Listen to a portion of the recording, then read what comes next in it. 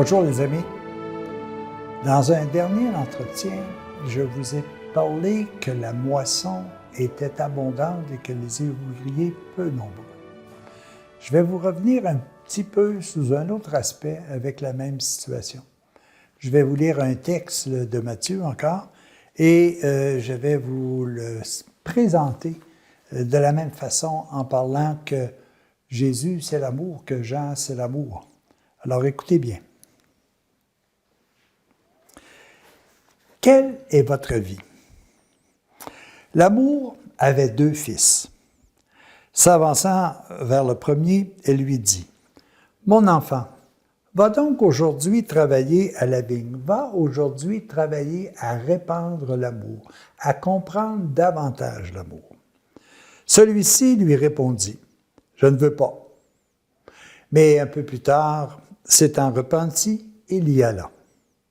S'avançant vers le second, elle lui dit la même chose.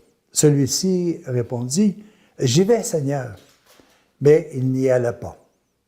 Lequel des deux a fait la volonté de l'amour? Le premier répondit, les disciples. Alors l'amour leur dit, « En vérité, je vous le déclare, collecteurs d'impôts et prostituées vous procéderont dans le royaume de Dieu. En effet, le précurseur, l'annonceur de l'amour est venu à vous dans le chemin de la justice, de la paix, de la joie, de la vérité. Et vous ne l'avez pas cru. Par contre, collecteurs d'impôts et prostituées, au contraire, l'ont cru. Et vous, voyant cela, vous ne vous êtes pas davantage repentis dans la suite pour le croire. » Alors, voyez, les amis, ce message d'amour plane tout autour de vous, plane en vous. Il est totalement présent. Est-ce que vous vous y connectez? Est-ce que vous vous laissez aller à votre première mission qui est d'aimer et d'être aimé?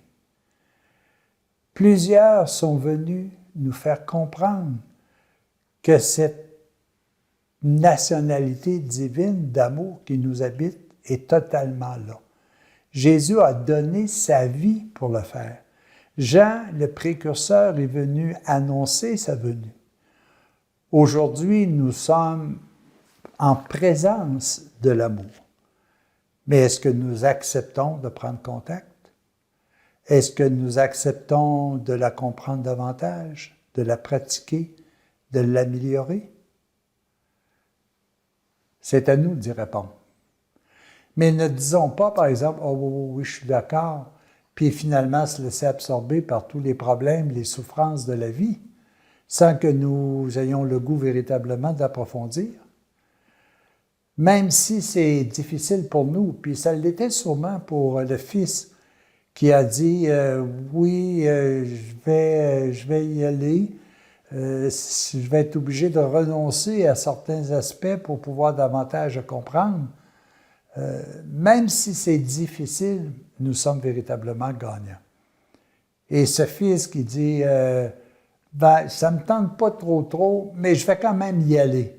Je vais quand même essayer d'approfondir ce que c'est que l'amour, de comprendre comment je peux aider les autres, comment je peux me satisfaire dans cette mission qui m'est donnée. » Alors, c'est véritablement ce fils-là que l'amour veut avoir. C'est quelqu'un qui, malgré les difficultés, malgré les exigences de suivre le chemin de l'amour, malgré le fait qu'on devra renoncer à certaines situations qui ne sont pas propices à l'amour, que nous puissions véritablement dire, oui, je vais faire des efforts pour approfondir, pour comprendre davantage. Alors, c'est ce fils que l'amour veut avoir. Et peu importe le degré avec lequel nous allons y aller, à partir du moment où nous serons dans la moisson de l'amour, nous ne pourrons pas faire autrement que récolter de l'amour. Et c'est ce qui nous amène à notre bonheur terrestre et à notre bonheur éternel. Les amis, choisissons d'être le Fils qui, malgré les difficultés, malgré les efforts qu'il devra faire, ira travailler à la vigne de l'amour. À la prochaine.